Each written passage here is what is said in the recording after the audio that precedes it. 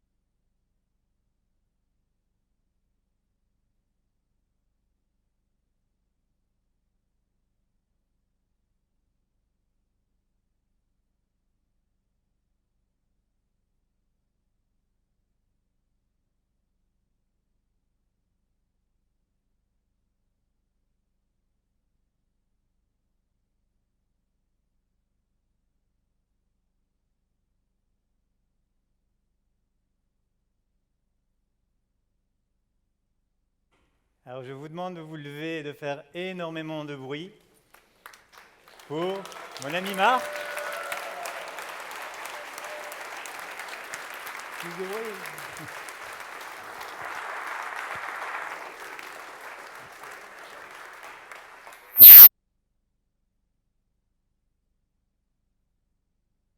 Y a-t-il quelqu'un? Ah, il y a quelqu'un. Et tout d'un coup, quand on est amplifié comme ça, eh bien, c'est ce que vous êtes en train, en fait, de nous donner. Vous ne vous rendez pas compte ce que vous nous faites quand on est sur scène. L'énergie que vous nous renvoyez, c'est juste waouh. Alors, à peu de choses près, vous êtes un peu comme les 50 000 personnes du Energine de Parc à Charleroi chaque année. Alors, pour bien mesurer ça, je voudrais que vous puissiez vous applaudir vous-même. Mais fort, hein? Ouais! Ouais! Bravo! Bravo, mesdames. Bravo, messieurs. Merci, Pierre. Merci, Étienne, de m'avoir accueilli à nouveau ici. C'est un vrai bonheur. C'est un vrai plaisir. Alors, qui parmi vous pense que je vais vous parler aujourd'hui de ces deux magnifiques radios que j'ai le bonheur et la chance de diriger, Nostalgie et Énergie? Oh! Ah! À mon avis, vous avez dit quelque chose ou quoi? Bon. Je voudrais néanmoins, au fond de la salle, ils sont cachés, mais je voudrais néanmoins profiter de l'occasion pour remercier les deux de mes collaborateurs très proches, l'un qui est directeur d'énergie et l'autre qui est directeur des programmes de Nostalgie. Tous les deux, je propose que Stéphane et Joël, vous vous leviez pour qu'on vous applaudisse. Voilà.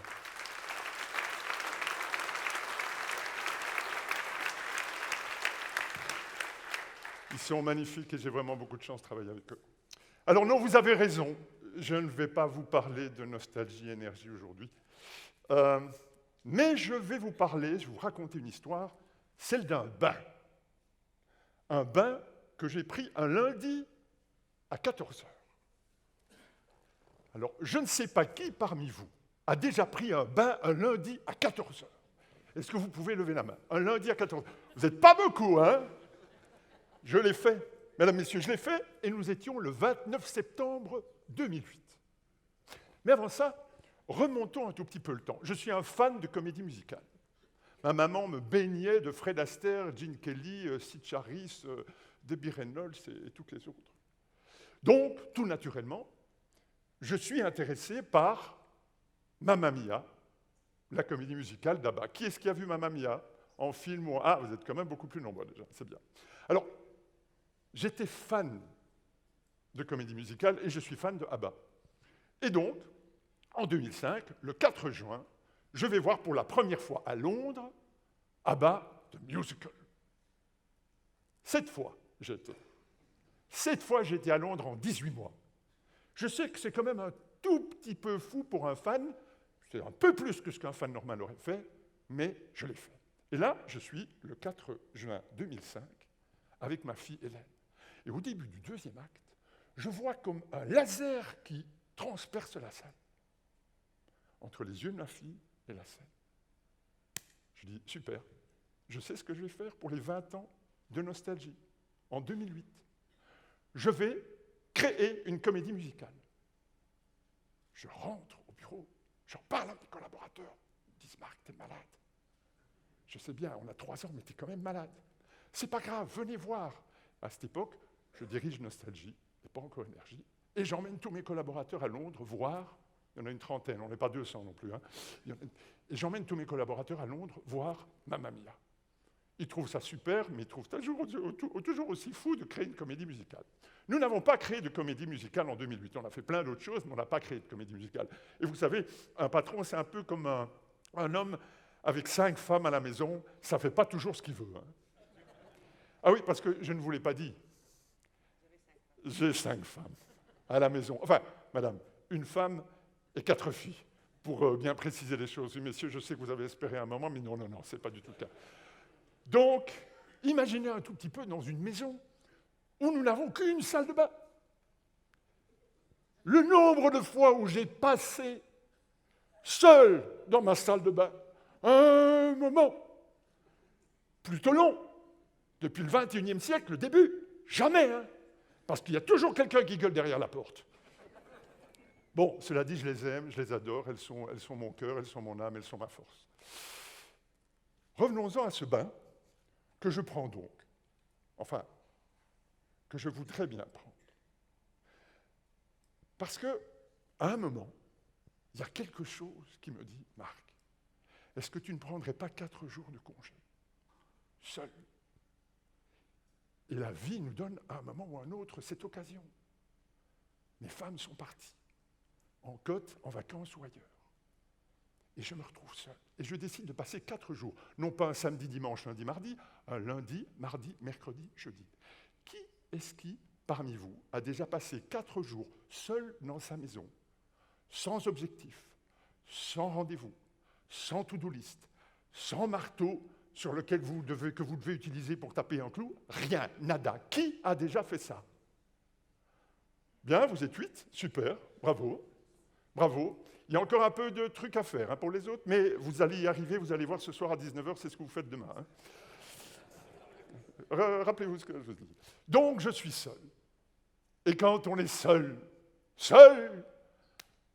oui, je sais qu'il y en a qui pensent, oui, mais il est seul, il a fait partir ses 5 femmes, c'est pour voir sa maîtresse. Alors, je peux vous dire que quand vous avez 5 femmes à la maison, la dernière chose à laquelle vous pensez, c'est de rajouter une complication à l'équation. Hein. Or donc, je me retrouve, mais il va prendre ce bain ou pas? Oui, attendez, il arrive. Je me retrouve. Nous sommes donc le lundi 29 septembre, il est 14h. Et le bain m'appelle. Et alors là, il y a quelque chose qui vous arrive. Je suis persuadé que ça vous est déjà arrivé. Est-ce que vous avez déjà eu des petites voix dans votre tête qui vous disent « Tu ne vas pas prendre un bain un lundi à 14h !» Marc, tu ne vas pas prendre un bain un lundi à 14h. Et tout d'un coup, il y a une autre voix qui me dit, monsieur, il va prendre ce bain, il a le droit, il est en congé, il peut le faire. Mais non, mais oui, finalement, je le prends ce bain. Je suis fort. J'ouvre les robinets. L'eau est bonne. Vous voyez ma taille aussi. Vous voyez aussi la taille normale d'une baignoire. Quand vous vous mettez dedans et que vous voulez vous allonger, il y a les genoux qui remontent. Eh bien, pour que ces genoux soient bien couverts, il faut vraiment laisser monter très très haut l'eau. Et donc, c'est ce que je fais. Et je m'installe dans cette baignoire. Oh, elle est bonne. Oh, elle est bonne. Un lundi à 14h, alors que tout le monde travaille. Et je prends ce bain. Et j'ai à côté de moi un livre. Le livre de Cyril Massarotto. Je ne sais pas, qui est-ce qui a déjà lu le livre de Cyril Massarotto, Dieu est un pote à moi? Personne, d'accord. Bien, lisez-le, je vous jure, ça vaut la peine. Donc, chouette livre, ce n'est pas du tout un essai théologique, hein, c'est juste un roman. Le mec, il a un copain qui s'appelle Dieu. Dieu l'a choisi, Dieu est un peu fêlé, mais il a choisi, ils discutent entre eux, c'est un très chouette livre, vraiment, Dieu est un pote à moi. Et je lis ce livre. Oh, pendant 2 heures. 2 heures de mal. J'avoue ne pas avoir été très écolo sur ce coup-là, parce que de manière régulière, je fais couler de l'eau pour que l'eau reste à bonne température. 2 heures. Je finis le livre. Je sors de mon bain, et juste à côté du bain, il y a une douche. Je vais dans la... Oui, je sais, je ne suis pas très écolo sur ce coup-là non plus. Mais pour enlever l'eau stagnante du bain, je prends ma douche. Et j'accueille. Et là, mesdames, messieurs, je ne sais pas ce qui se passe, mais j'ai des sanglots qui commencent à monter dans la voix. J'ai des larmes qui commencent à couler.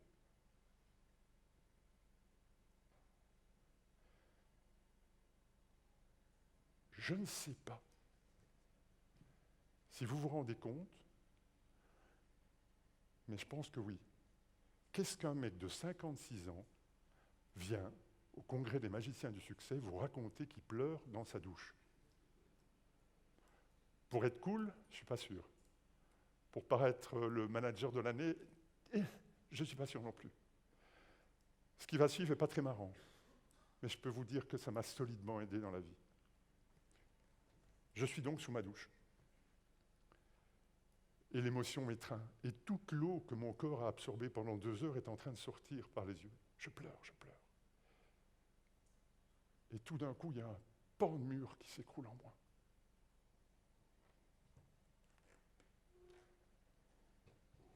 Nous sommes le lundi 29 septembre 2008.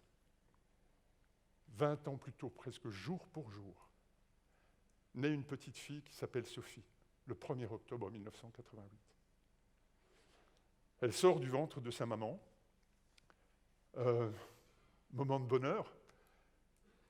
On la met sur le ventre de sa maman, on lui coupe le cordon ombilical, les infirmières la prennent pour pouvoir la laver.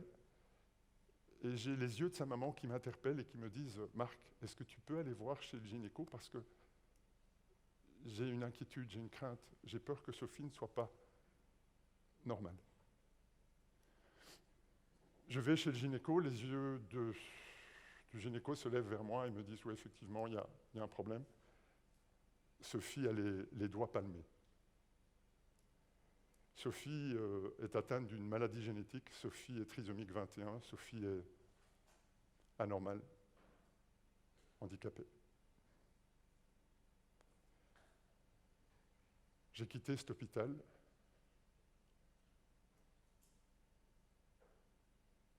Et pendant 9 jours, je n'ai pas vu Sophie. J'ai refusé.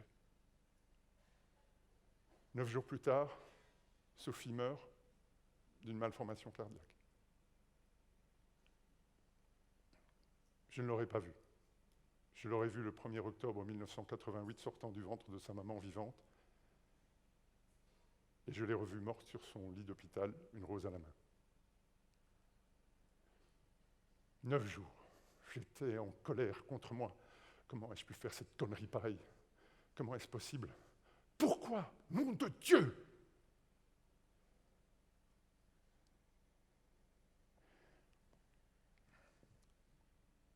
« 20 ans plus tard, presque jour pour jour, je suis sous cette douche. Et il y a une petite voix qui me dit « Ça va, arrête, arrête papa, Ça suffit maintenant. Tu ne crois pas que tu as assez culpabilisé 20 ans? 20 ans! Stop, arrête, change, transforme, fais autre chose. Crée, crée papa, crée. Alors, je sais que ça peut vous paraître fou, mais ce que je vous raconte, c'est exactement ce que j'ai vécu. J'ai attendu 20 ans. 20 ans. Pour vous raconter une histoire comme celle-là. Je sais que c'est pas marrant, je vous l'ai dit, et je sais que j'ai pas l'air très top là-dedans, je vous l'ai dit aussi. Mais je vous jure que si je vous le raconte et que je partage ça avec vous, c'est parce que ça m'a apporté des choses extraordinaires dans ma vie.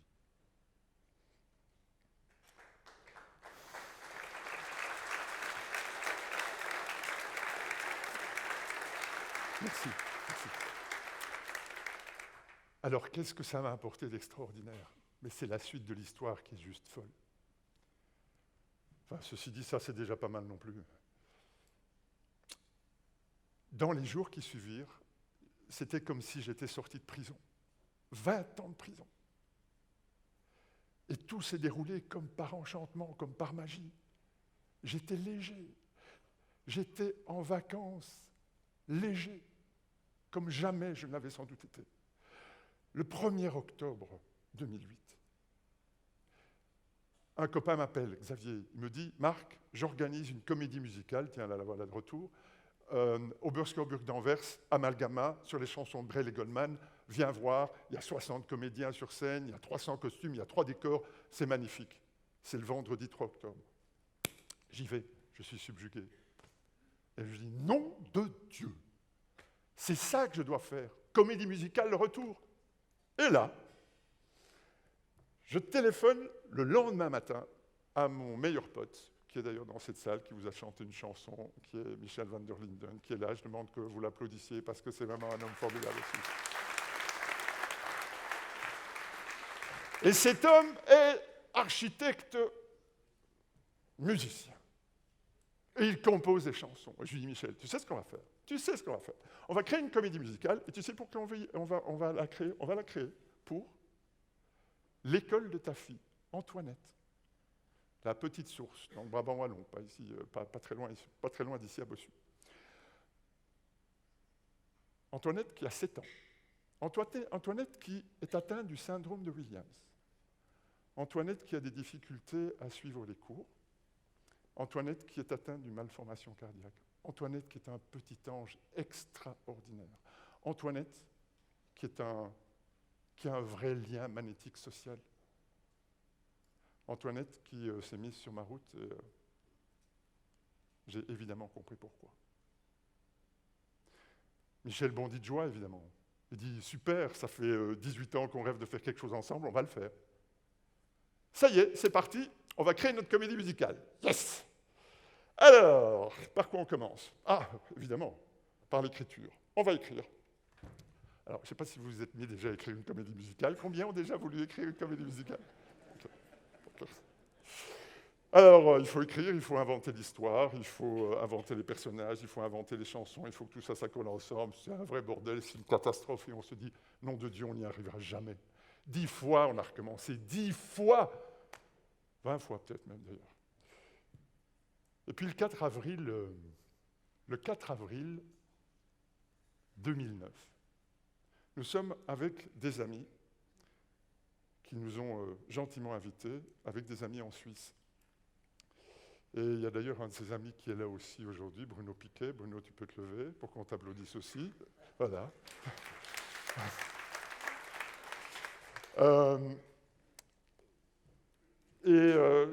On est à 2 jours avant le départ. Je descends du télésiège et j'ai envie de faire un cadeau. Alors, je ne sais pas si ça vous est déjà arrivé à vous aussi. J'espère, parce que c'est juste incroyable. Je fais un cadeau. Je traverse une librairie. Je vais au fond. Il y a un mur de bouquins. Juste devant mon nez. Pourtant, vous voyez mon nez. Hein. Mais juste devant mon nez, il y a le nouveau livre d'Éric Emmanuel Schmitt, Le sumo qui ne voulait pas grossir. Qui est-ce qui a lu ce livre d'Éric Emmanuel Schmitt? Je vois, il y a 5 exemplaires. Je prends les 5 exemplaires. Je le dis au buraliste, je prends les 5 exemplaires. Le gars il me dit, vous n'allez pas prendre mes 5 exemplaires. Mais oui, je vais vous prendre les 5 exemplaires. Je vais les offrir. Oui, oui. Mais alors, j'en aurai plus. Bah, recommandez-les.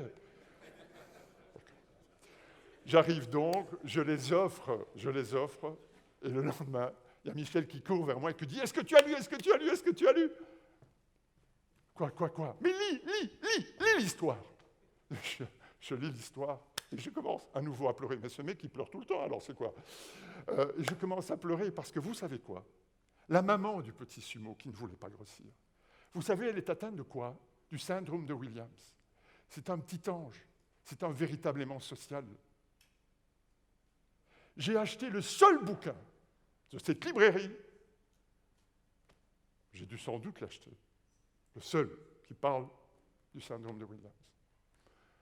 Comment la vie est bien faite, et elle nous a montré à nouveau le chemin. On était repartis à nouveau. Et là, waouh, ça s'est déroulé. Pas de manière tout aussi facile et aisée qu'on l'imagine, mais ça s'est déroulé. Alors on a trouvé les comédiens, on a trouvé l'histoire. L'histoire, c'est l'histoire d'une petite fille différente, qui est un véritable aimant social.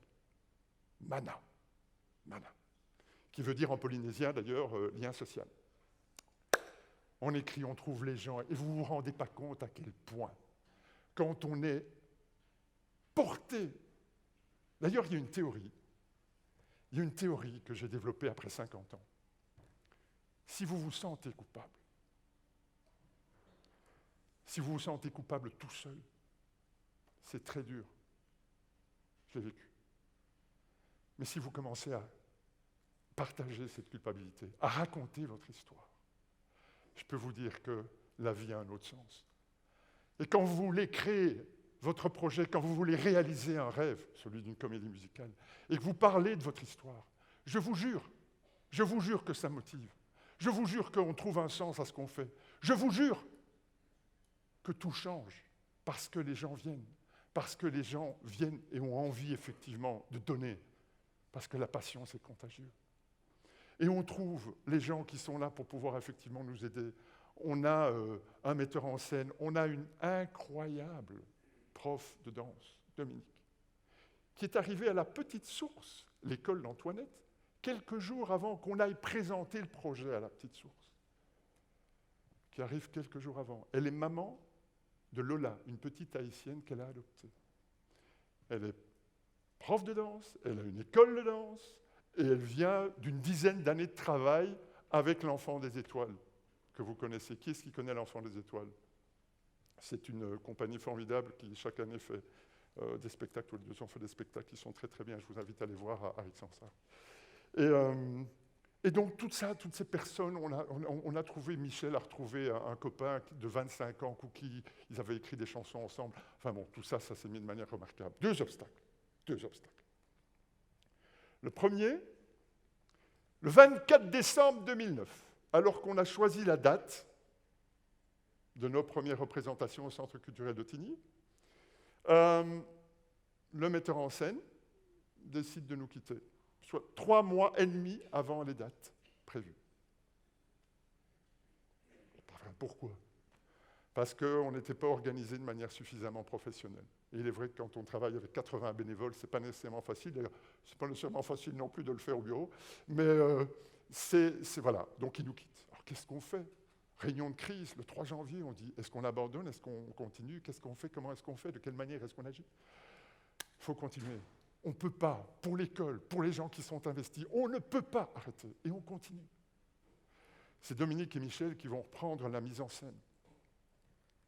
Deuxième difficulté, le 12 janvier 2010, tremblement de terre à Haïti. Haïti, Lola, petite fille haïtienne adoptée, tremblement de terre. Dominique, qui met en scène avec Michel, me dit « Vega, je ne peux pas rester ici. Je dois aller là-bas, je dois partir. » On ne peut pas la retenir. Elle part 3 semaines. 3 semaines sans metteuse en scène, Michel reprend le flambeau.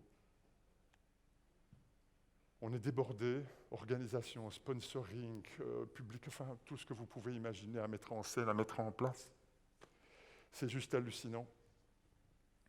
Et pourtant, Dominique revient après 3 semaines, d'Haïti, avec de la tristesse, mais de l'espoir dans les yeux. Elle va d'ailleurs créer une ASBL qui s'appelle Tigoudlo pour des orphelins d'Haïti. Plus rien, enfin, ne nous arrêtera. Et nous pourrons, devant une salle comble, présenter notre comédie musicale Mana. Je vous propose d'en regarder un petit teaser d'1 minute 30. Maestro, c'est à vous. Dans mon grenier, ça fait penser à la jeunesse de Madame.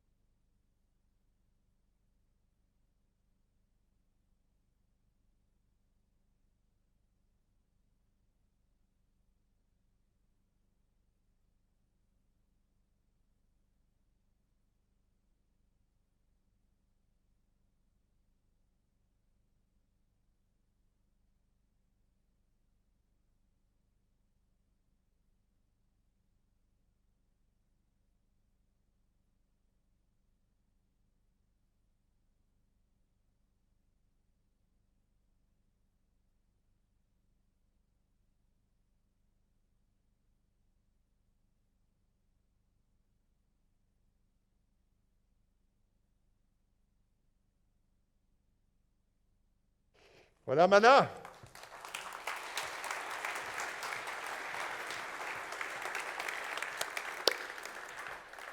Mesdames, Messieurs, voilà, je vous ai raconté mon histoire. Alors, en guise de conclusion, je voudrais que vous fassiez en sorte de toujours croire en vos rêves. N'abandonnez jamais.